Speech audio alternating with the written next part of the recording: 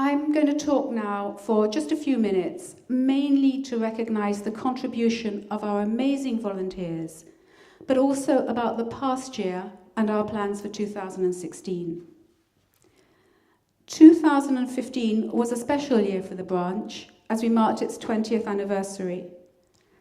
Our activities culminated in a 20th anniversary dinner, which some of you came to. It was a wonderful night with a very special atmosphere, and I felt very proud to be part of an organisation that has clearly meant so much to so many people. I said at the dinner that I'd hesitated to use the word celebrate in relation to anything to do with MND, but that I had realised that we were celebrating the lives of all the people with MND we've known over the years. We were celebrating the devotion and care given to them by carers, family and friends, and we were celebrating the generosity of all the people who've made donations to our walk. And very importantly, we were celebrating the fantastic contribution and hard work of all the volunteers that have made this a successful branch. It was good to have an opportunity formally to recognise this. As we enter our 21st year, we continue to celebrate all those people. And in particular today, we think of those friends that we have lost during this past year and over the past 20 years. Can we please just take a few moments to remember them?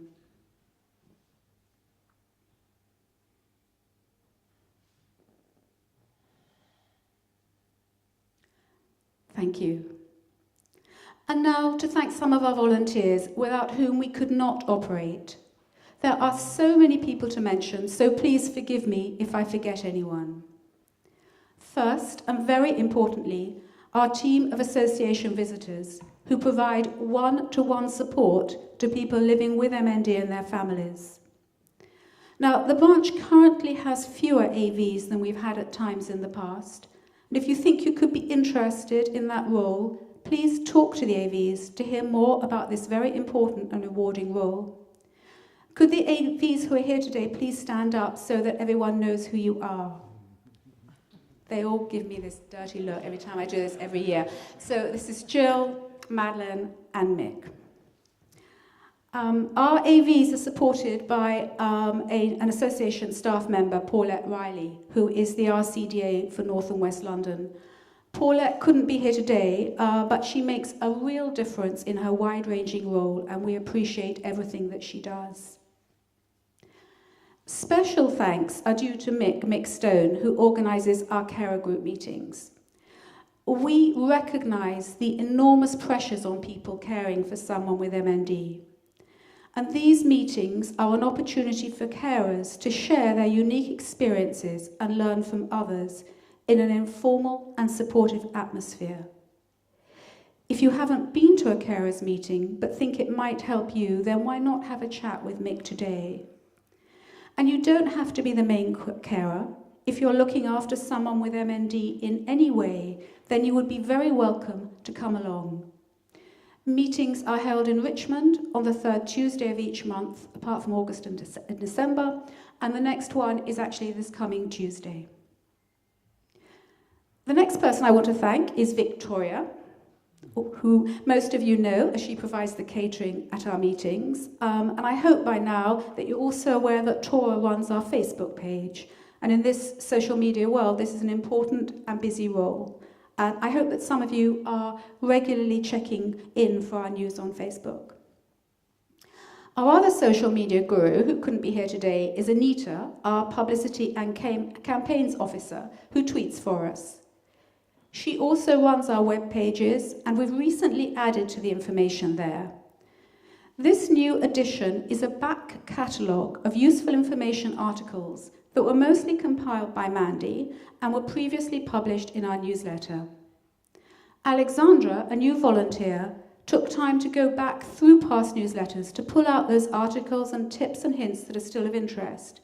So there's a lot of really useful information now easily accessible in one place on our web pages. One of the tabs on the branch and web pages is called local information.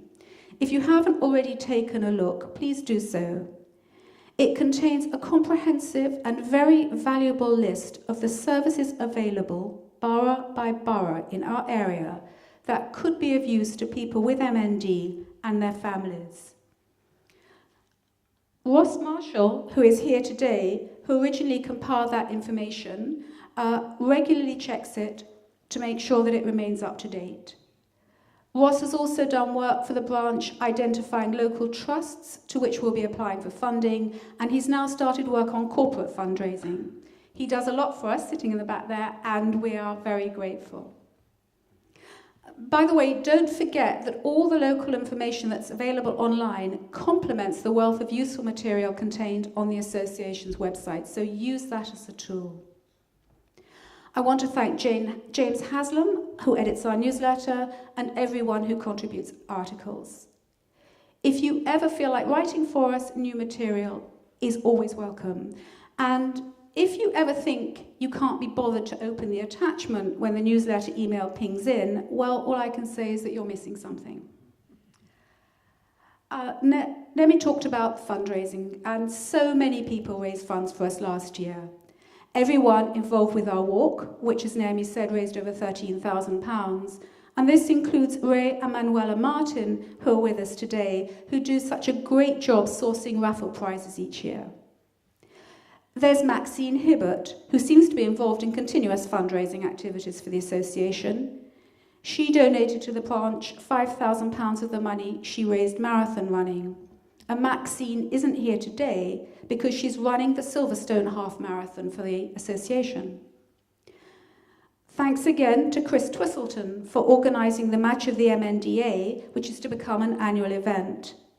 Chris isn't here today because he's running the Surrey half marathon for the association. We thank Jay's nieces Adipa and Reka for climbing Kilimanjaro for us, and they tell us that they plan to do more, which is great. We send thanks to Zoe and Amy Kiriakou, who organised yet another pub event and also hope to do more in 2016.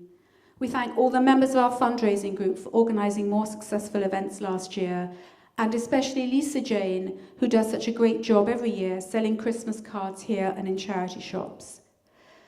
There are so many other people who regularly volunteer by collecting, catering, marshalling, making regular donations. The list is endless and we'd be here all day if I tried to mention everyone. So a big thank you to them all, and could we just give them a round of applause for their hard work?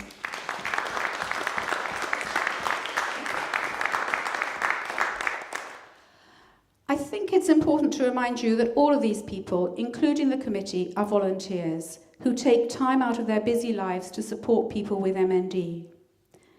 In particular, I'd like to come back briefly to the fact that no one put themselves forward to become vice chair. We're hoping to attract into that role someone who might consider taking over from me as chair in due course. Although I will remain on the committee, it's my intention to stand down as chair at the next AGM in March 2017. I mentioned that the branch celebrated its 20th anniversary last year. Over that time, we've been a successful branch that's offered practical help and support to very many people affected by MND. And all of us who've been involved very much want that to continue. But for that to happen, we do need new people to come forward to take over the running of the branch. I am always happy to talk about the opportunities to anyone who might be interested, so please think about it and talk to friends and family as well. And remember, it's not necessary to have had direct experience of MND in order to take on one of our roles, but also, of course, we welcome people living with MND if they would be interested in joining the committee. In the 20 plus years that I've been involved with MND, so much has changed in terms of support and information. But the most important things haven't changed, in that we still have no effective treatment and there is no cure. But as we'll hear from Brian later, there's an enormous amount of research going on. And a big breakthrough for people with MND recently was the publication of the NICE guidelines, which comprehensively set out best practice across many aspects of care for someone with MND, and will prove invaluable in making sure that care is relevant and appropriate.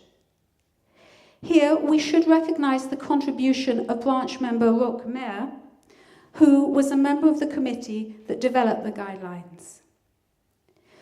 We should also recognise the fact that publication of the guidelines follows 4 years of campaigning by the association. And this is just the start. The association will now be very active in ensuring that the guidelines are implemented, and that will be no small challenge. And it's not just healthcare that people with MND need. They also need social care, much of which is provided at local council level. These services are often not supplied quickly enough, nor to an acceptable standard, which causes huge amounts of distress. The association has a new initiative on this, and Alice Fuller from the campaigns team is going to tell us more about it.